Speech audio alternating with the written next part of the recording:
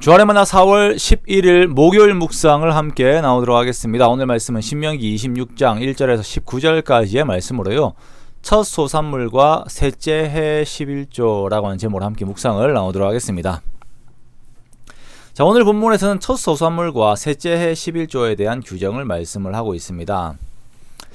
제가 첫 사례를 받았을 때 그것을 온전히 이렇게 헌금으로 드렸다는 것이 기억이 납니다. 어릴 때부터 교회와 가정에서 이제 받은 교육이었습니다. 자, 아마 이렇게 첫 소산물을 하나님께 온전히 드리는 것의 의미에 대해서 잘 모르는 사람들은 여러 의견들을 제시를 할 것입니다.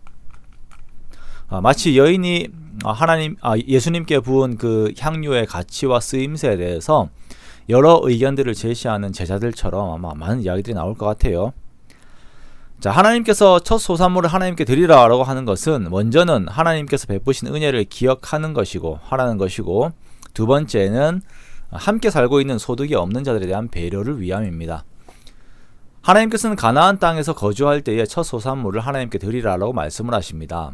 처음에 것을 드린다라고 하는 것은 모든 것이 하나님의 것임을 인정하는 그 태도이죠.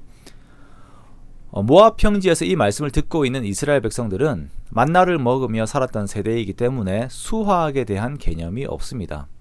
모세의 이 말씀도 이제 감으로 그냥 듣는 것이지 아직 이게 어떤 의미인지 정확하게 몰라요. 자, 그러나 하나님의 말씀을 듣고 이 말씀을 따릅니다. 이것을 보면 우리가 지속적으로 말씀을 듣는 것이 참 중요하다라는 것을 알 수가 있어요. 내가 이해가 되지 않아도 지금 당장 그게 어떤 이야기인지 몰라도 그것을 기억을 하고 있는 것이죠. 내 삶의 원칙들로 기억을 하고 있는 것입니다. 그리고 그것을 삶으로 이루어야 하는 그 상황에서 반드시 기억한 그 말씀의 뒤를 따라서 순종하는 것입니다. 그러므로 우리는 말씀을 이해하든 못하든 지속적으로 듣고 마음에 기억하고 있어야 합니다. 자, 첫 소산물은 하나님께 드리는데 제사장은 이것들을 광주리에 받아서 여호와의 제단 앞에 놓아야 합니다.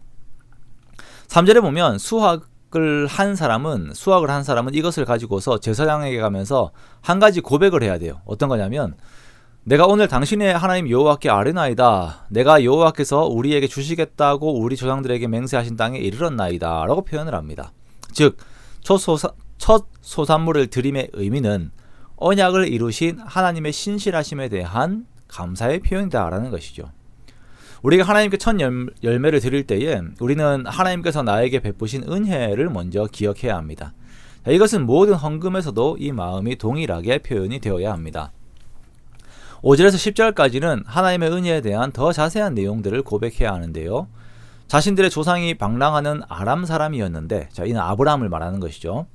하나님께서 그 소수의 가족들로 하여금 애굽에서 크고 번성하게 하셨고, 애굽에서 학대당하던 조상들을 하나님의 크신 능력과 이적으로 구원하셔서 젖과 꿀이 흐르는 땅으로 인도하셨음을 고백하는 것입니다.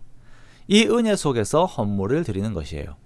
자, 이 마음을 드리는 헌물을 하나님께서 받으십니다. 자, 그러면 하나님께서는 이 헌물을 어떻게 쓰십니까?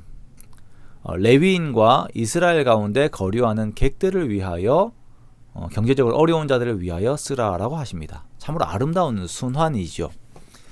자, 두 번째는 셋째 해에 드리는 11조에 대한 것입니다. 자, 보통 11조는 제사장과 레위인들의 생계를 위한 것으로 사용이 됩니다. 그런데 세 번째 해의 11조는 그것이 레위인을 포함하여서 객과 고아와 과부들에게도 주어져서 이들이 성읍 안에서 먹고 배부르게 하라라고 말씀을 하세요.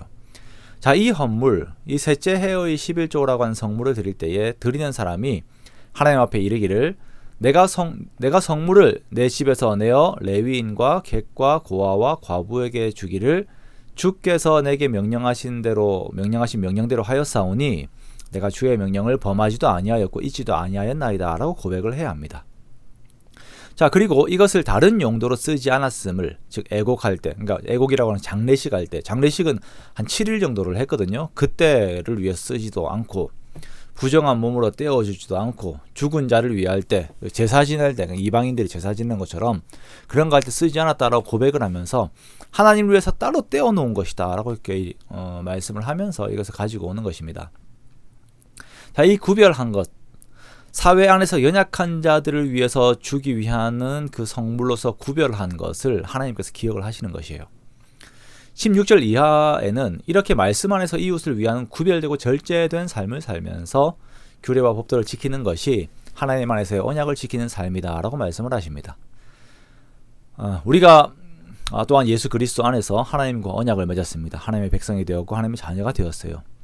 우리가 하나님 안에 속한 자라고 하는 것은 우리들의 구별된 경제적인 삶, 그리고 어려운 이웃을 위하는 우리의 경제적인 삶이 우리 삶 가운데서 나타나야 한다라고 하는 것을 의미를 하는 것입니다.